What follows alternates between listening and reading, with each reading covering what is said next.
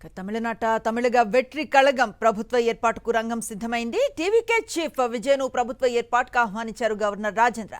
అసెంబ్లీలో అతిపెద్ద పార్టీగా అవతరించిన నేపథ్యంలో గవర్నమెంట్ ఫార్మేషన్ కు టీవీకేకు ఆహ్వానం అందింది. మధ్యాహ్నం 3:30 గంటలకు లోక్ భవన్ కు వెళ్లి గవర్నర్ రాజేంద్ర విశ్వనాథ్ అర్లేకర్ ను కలుస్తారు విజయ్.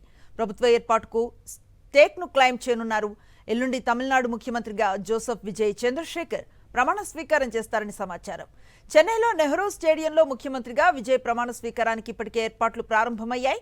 గవర్నర్ను కలిసిన తర్వాత ప్రమాణ స్వీకారం తేదీపై క్లారిటీ రానుంది. మరోవైపు విజయ్ ప్రభుత్వానికి కాంగ్రెస్ మద్దతును ప్రకటించింది. టీవీకే ఆఫీస్కు వెళ్లి విజయ్ను కలిసింది కాంగ్రెస్ ప్రతినిధి బృందం. లౌకికవాద, ప్రగతిశీల, సంక్షేమ రాజకీయాలకు కట్టుబడి టీవీకేకు మద్దతిస్తున్నట్లుగా కాంగ్రెస్ ప్రకటించింది. తమిళ ప్రజల చరిత్రాత్మక తీర్పును గౌరవిస్తూ లౌకికవాద, ప్రగతిశీల ప్రభుత్వ ఏర్పాటుకు రాహుల్ గాంధీ, విజయ్ సంయుక్తంగా ప్రతిజ్ఞ చేశారని పేర్కొంది. అసెంబ్లీతో పాటు లోక్సభ, రాజ్యసభ ఎన్నికలకు ఈ మద్దతు కొనసాగుతుందని వెల్లడించింది. కాగా విజయ్ ప్రభుత్వానికి మద్దతు ఇచ్చేందుకు ఒక షరతు పెట్టింది కాంగ్రెస్.